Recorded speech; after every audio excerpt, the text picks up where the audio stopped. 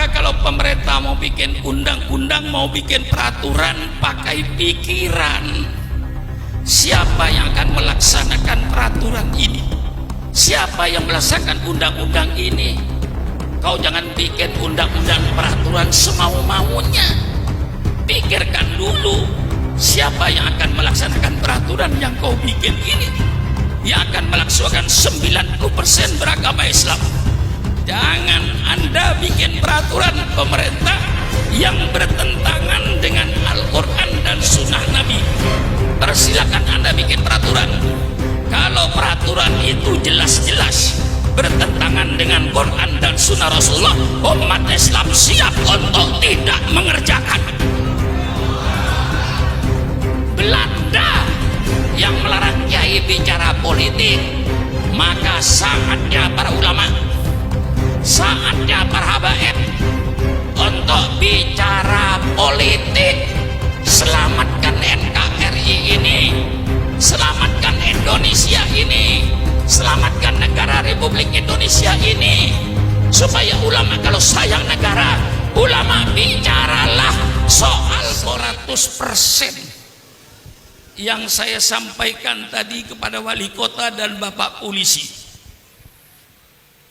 apa saya katakan kepada beliau tadi itu persis 100%.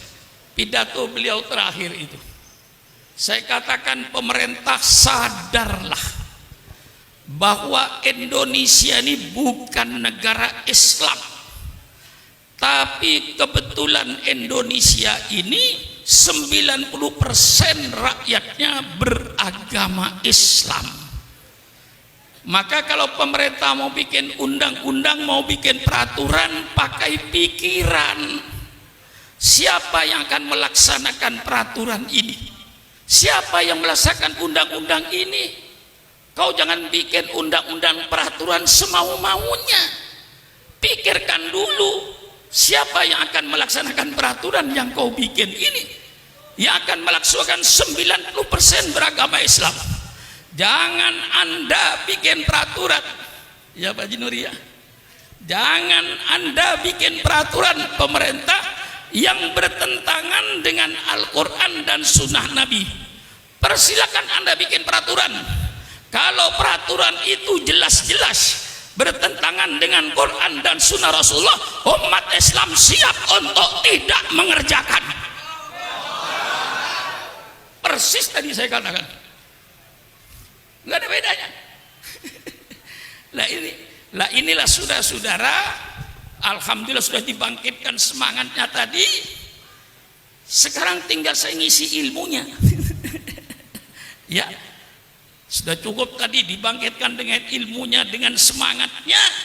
Sekarang saya mau ngisi saudara. Agama Islam yang diturunkan oleh Allah terakhir sebagai penutup, itu syariat Allah dari langit sudah tumplek-blek. Bahasa Jawa ini. Ada orang Jawa enggak? Ada. Orang Jawa itu kalau sungguh-sungguh mesti kata akhir diulang. Kalau orang Jawa bilang kemarin di Jatinegara macet, enggak apa-apa, itu masih jalan. Tapi kalau orang Jawa bilang kemarin Pak Kiai di Jatinegara jalan macet, itu orang Jawa itu. Matiin mesin. Udah, nggak usah jalan, matiin aja mesin udah. Kalau sudah macet, syariat Allah diturunkan oleh Allah sesuai dengan kepentingan manusianya. Tidak diturunkan sekaligus sama Nabi Adam. Karena diturunkan sekaligus sama Nabi Adam, banyak yang tidak dijalankan. Zaman Nabi Adam tidak ada undang-undang nyolong.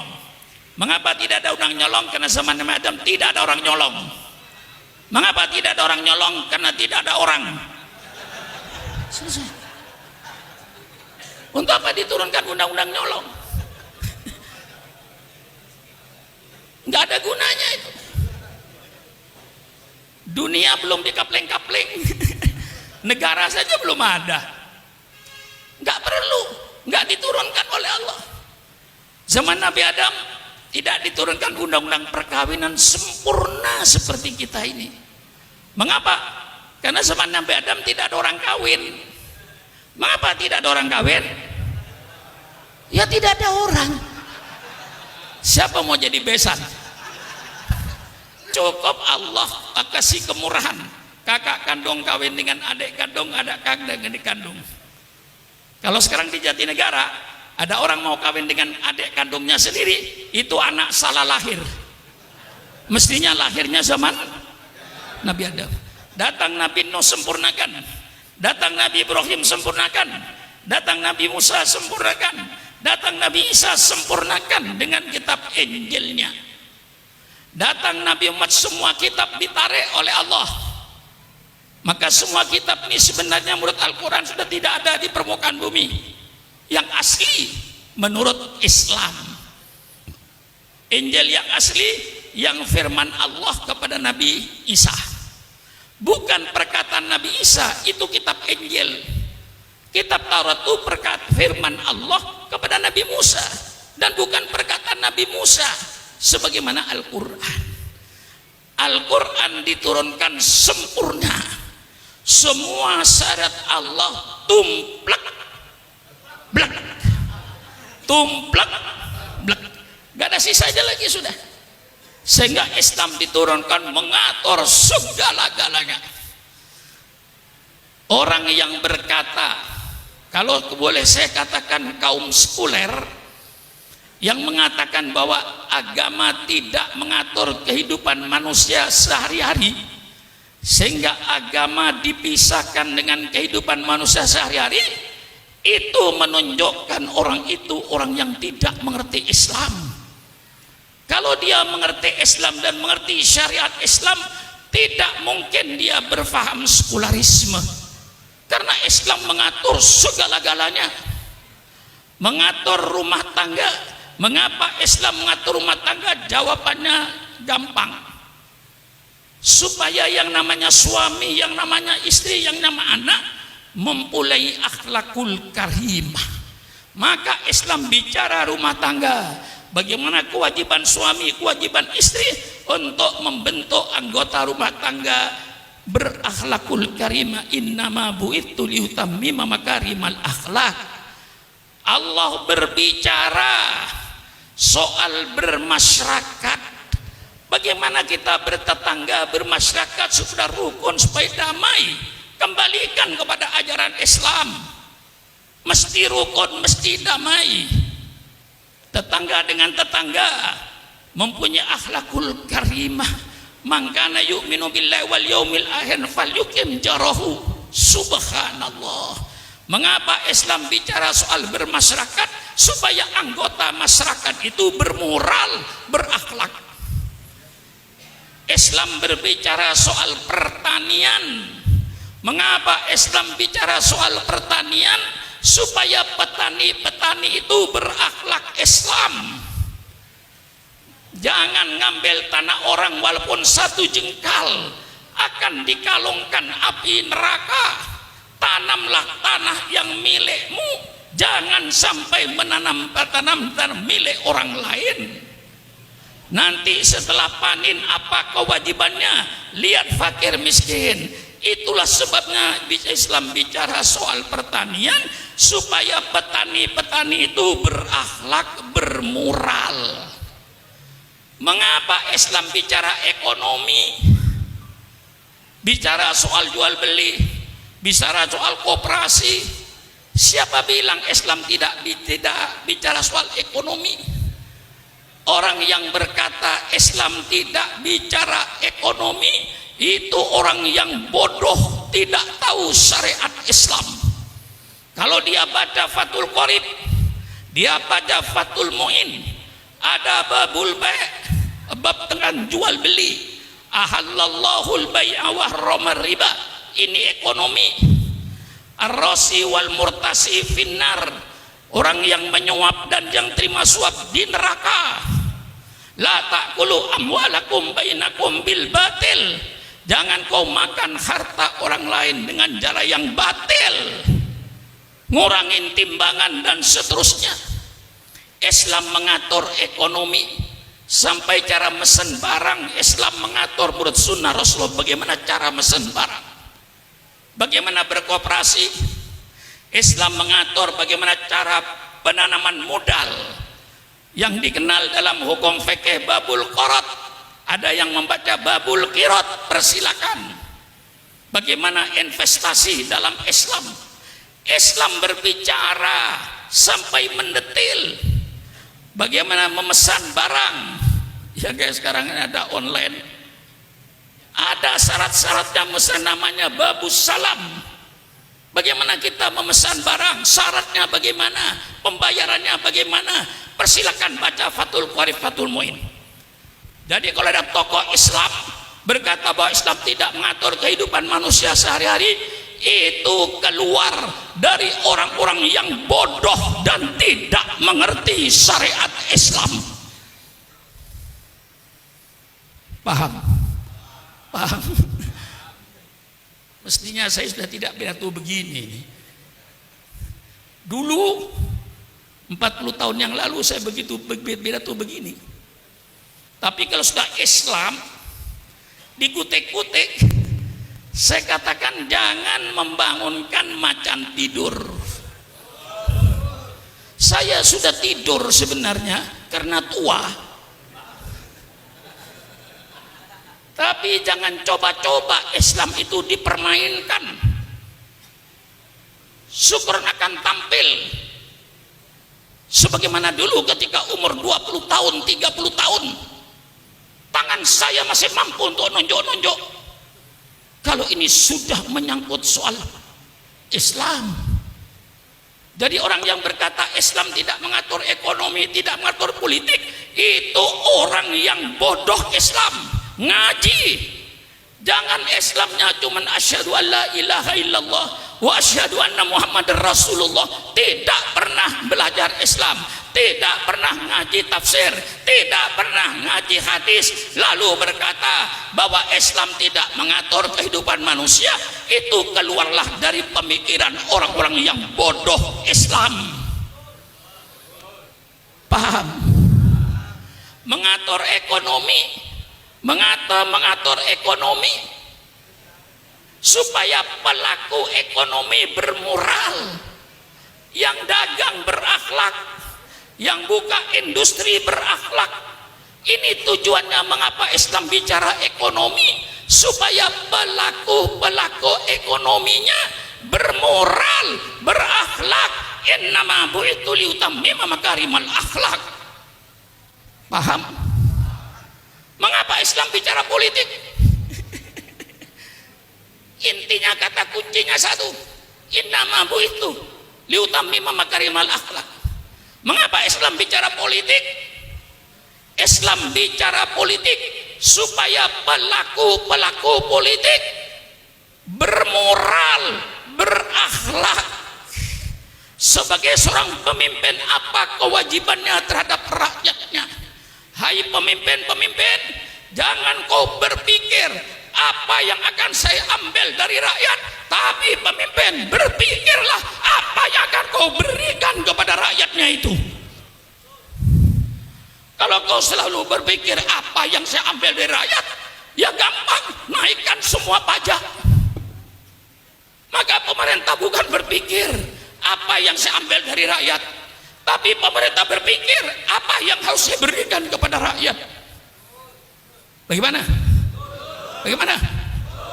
Ngotot lagi saya ini, dipancing Habib Hanif tadi itu. Lah ini Islam. Siapa bilang Islam tidak bicara politik? Yang melarang kiai bicara politik, yang melarang ulama bicara politik di masjid-masjid, di masjid taklim adalah Belanda. Sekali lagi, yang melarang kiai bicara politik, bicara soal negara, itu Belanda. Mengapa Belanda melarang kiai bicara politik? Karena Belanda ingin menjajah Indonesia sampai kiamat. Maka Belanda melarang. Banyak kitab-kitab dulu Kiai Maskur, mantan Menteri Agama, cerita kepada saya, Banyak kitab-kitab yang dilarang oleh Belanda yang membangkitkan semangat anak muda, namanya kitab Idotun Nasiin. Ya Kiai, masih ingat kitab Idotun Nasiin? Kitab Idotun Nasiin ini membangkitkan generasi muda. Kitabnya sekarang masih ada. Itu oleh Belanda dilarang. Kitab-kitab yang berbau politik, Ahkamus Sultaniyah dilarang. Baik yang disusun Imam Mawardi maupun yang disusun Imam Abu Ya'la. Tidak boleh bicara soal politik. Itu yang melarang belan. Yang melarang belan. Kalau sekarang ada tokoh di Indonesia melarang kiai bicara politik, berarti itu sisa-sisa. Tolong berhadapan dengan Sukron Makmun. Mari kita duduk di atas meja dengan damai, dengan sejuk, sambil minum kopi. Betul? Mari bicara. Jangan ngomong sembarangan kalau tidak ngerti Islam. Di mana kau ngajinya? Di mana kau menuntut ilmunya? Mentang-mentang jadi tokoh, tidak pernah ngaji Islam, berbicara orang Islam. Ini yang merusak Islam di Indonesia ini. Mari secara ilmiahnya saya kupas. Quran, ayat politik dalam Quran terlalu banyak. Saudara kenal baldatun thayyibatun wa rabbun ghafur? Di mana itu? Di mana itu? Apa baldatun thayyibatun wa rabbun ghafur? Negara yang baik, negara yang aman, negara yang damai, negara yang sejahtera. Itu dalam surat As-Saba. Itu tertulis dalam Al-Quran. Masih banyak ayat-ayat yang berbicara soal negara. Banyak. Saya kasih sebagian saja. Lau anna ahlal qura amanu wattaqau la fatahna alaihim barakatim minas sami walakin dzakadzabu fa'udnahum bima kanu yaksibun. Ini ayat bicara politik negara. Seandainya penduduk negeri ini beriman dan bertakwa kepada Allah, pasti kata Allah, saya bukakan keberkahan dari langit. Hujan turun berkah, bukan angin puting beliung. Hujan turun berkah, bukan banjir bandang. Hujan yang membawa keberkahan. Kami buka keberkahan dari bumi. Buah-buahnya tumbuh, padinya tumbuh, jagungnya tumbuh, yang subur, makmur. Lau anna ahlal qura amanu wattaqau. Ini ayat menyebut satu negara. Wa daraballahu mathalan qaryatan kanat aminatan mutmainnah ya'tiha rizquha rawadan min kulli makan fakafarat bi an'amillah fa'adaqallahu libasal ju'i wal khawfi bima kanu yasnaun. Ini ayat politik. Allah memberikan satu contoh negara yang aman, negara yang tentram. Mengapa aman tentram? Karena keadilan. Allah datangkan rezekinya yang berlimpah ruah dari segala penjuru.